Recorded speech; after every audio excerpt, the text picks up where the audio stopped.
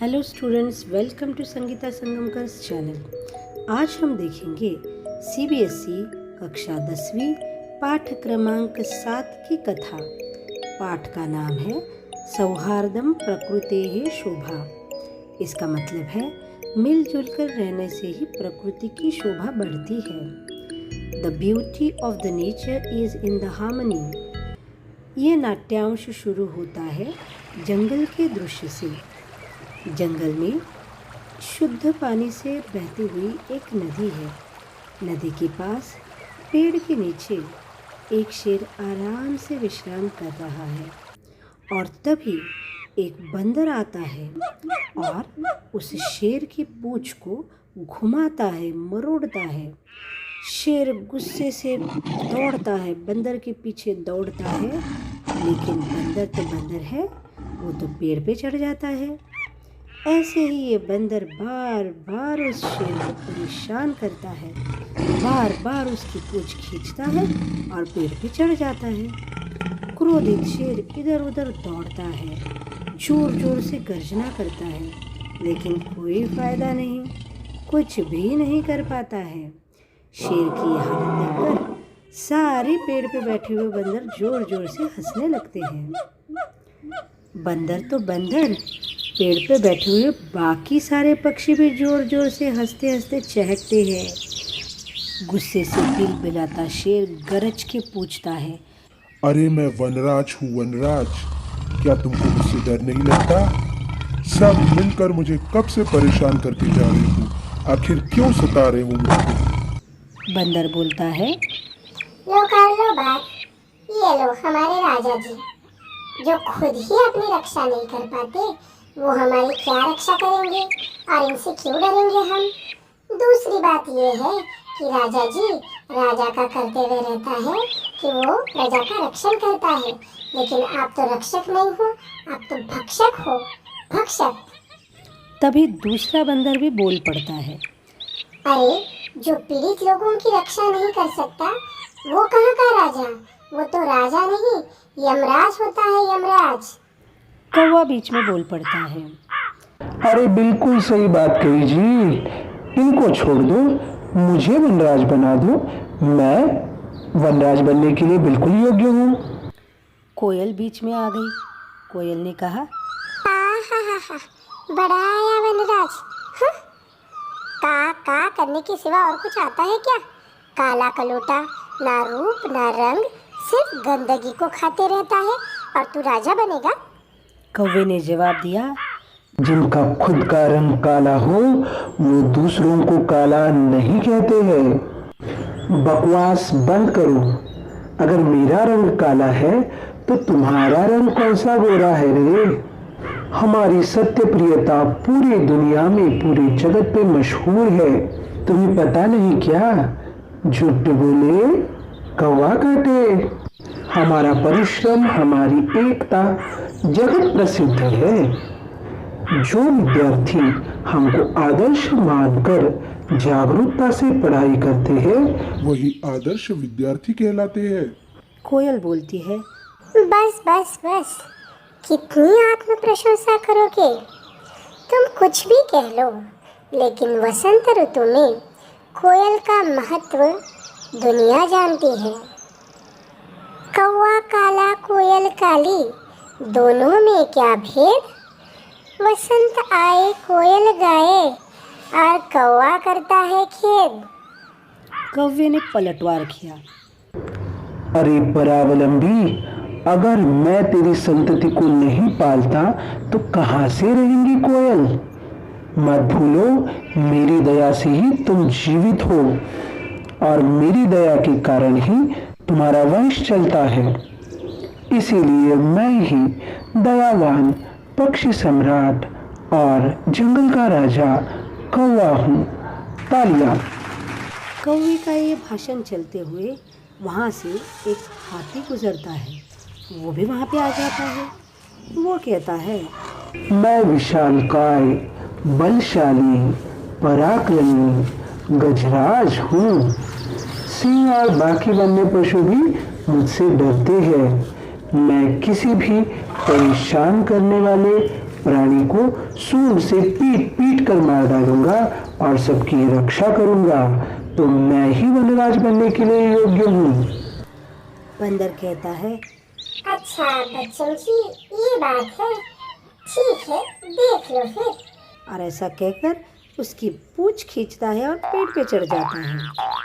हाथी अपनी सूंड से उस पेड़ को जोर जोर से हिलाता है, लेकिन बंदर को क्या फर्क पड़ता है, वो उस पेड़ से कूदकर दूसरे पेड़ पे चला जाता है। हाथी फिर दूसरे पेड़ को हिलाना शुरू कर देता है और बंदर फिर भाग के दूसरे पेड़ पे जाता है। इस तरह से बंदर और हाथी का पेड़ पेड़ का खेल चलते रहता है। हाथी को एक पेड़ से दूसरे पेड़ की ओर भागता हुआ देखकर सिंह जोर जोर से हंसने लगता है।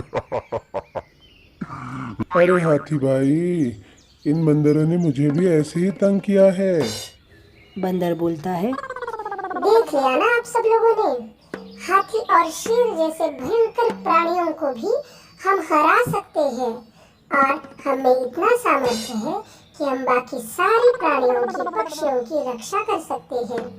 इसीलिए मैं बंदर ही वनराज बनने के लिए योग्य हूँ। इतने में ही नदी के पानी से निकलकर एक बगुला बाहर आ जाता है और कहने लगता है, हमारे होते हुए आप राजा बनने की बात नहीं सोच सकते हैं, क्योंकि राजा बनने के लिए हम ही स्वयं सर्वाधिक योग्य हैं। कैसे? ऐसे घंटों शीतल जल में रुककर करते हैं हम ध्यान, उपाय ऐसे खोजते हैं कि बचाए सबकी जान। बातें सुन लो हमारी सच्ची, खोल के दोनों कान, हमरे रहते अन्य न पाए राजा का सम्मान। तभी वहाँ पे मोर आ जाता है। पेड़ के चारों ओर घूमते हुए हंसते हंसते कहता है, क्या कहते हो? ध्यान करते हो? अरे तुम्हारा ध्यान सबको पता है, बेचारी मछलियों को धोखे से पकड़कर खा लेते हो। धिक्कार है तुम पे, तुम्हारे कारण ही पूरी पक्षी जाति बदनाम हुई है। झूठे फरेबी, तुम स्वयं को कैसे योग्य मान सकते हो? फिर बंदर टपक पड़ता है और बोलता है, हाँ तो भाई और बहनों, इस बात से ये प्रमाणित हो जाता है कि मैं ही वनराज पद के लिए सबसे ज्यादा योग्य हूँ। अतः आप सब लोग राज्याभिषेक की तैयारियां शुरू कीजिए।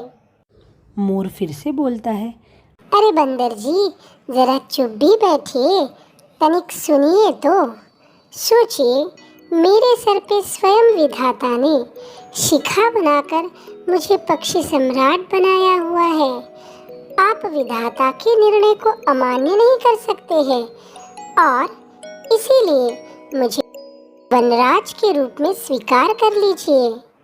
कौवा गुस्से से बोलता है, अरे सांप खाने वाले, हम तुझे राजा क्यों माने? नाचने के सिवा तुझे और क्या आता है?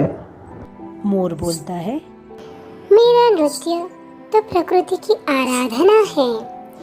देखो, मेरे पैरों की सुंदरता, त्रैलोक्य में मेरे जैसा सुंदर कोई नहीं है। वन्य प्रजा पे यदि कोई संकट आता है, कोई आक्रमण करता है, तो भी मैं अपनी सुंदरता से और अपने मनमोहक नृत्य से उस आक्रमण करने वाले प्राणी को आकर्षित करके वन के बाहर निकाल दूंगा, और इसीलिए मैं वनराज बनने के लिए सर्वयोग्य हूँ।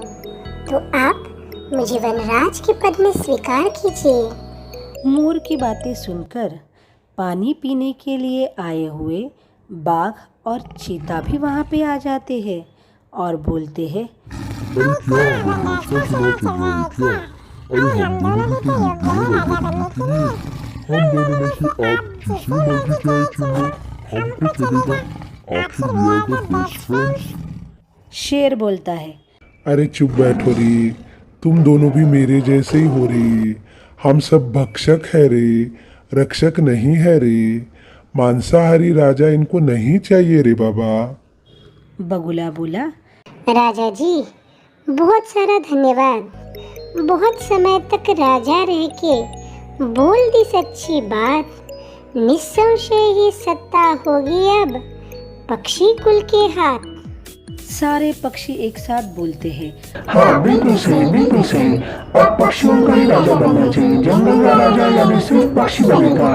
पक्षी पक्षी और पक्षी। ऐसा कहते तो है, लेकिन कोई भी पक्षी स्वयं के सिवा किसी और पक्षी या प्राणी को वनराज के पद के लिए योग्य नहीं मानता है और हर कोई एक दूसरे की निंदा करते रहता है।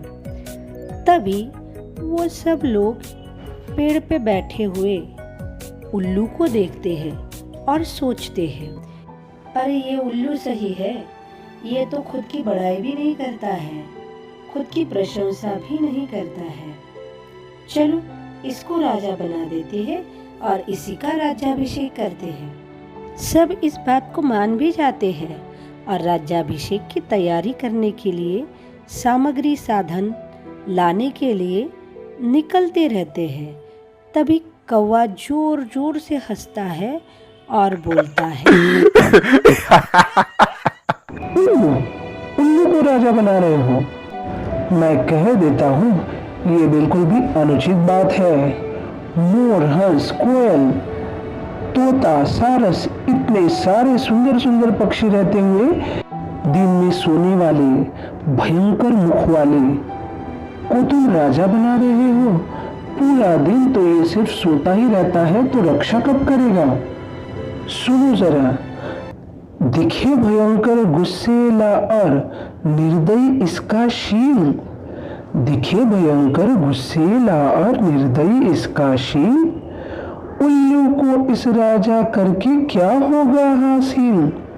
भैया क्या होगा हासिल?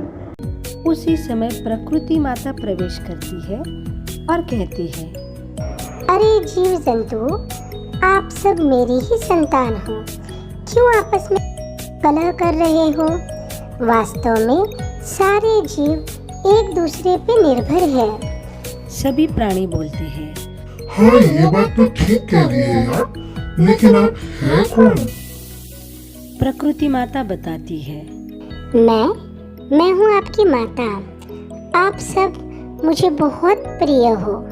समय के अनुसार हर एक का अपना महत्व है, अतः कलह करके समय को जाया मत करो, बल्कि सब मिलके खुश रह के जीवन को और ज्यादा और अधिक रोचक बनाओ।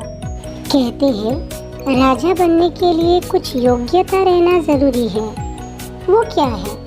राजा वो जो जाने केवल सबका हित कल्याण।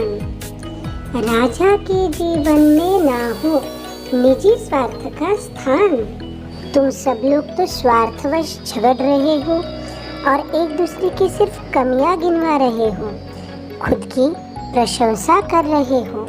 ये तुम्हारा आचरण शफरी मछली के जैसा है। सुनो तो फिर, रोहित गहराई में तैरे, उसे न कोई गुमान।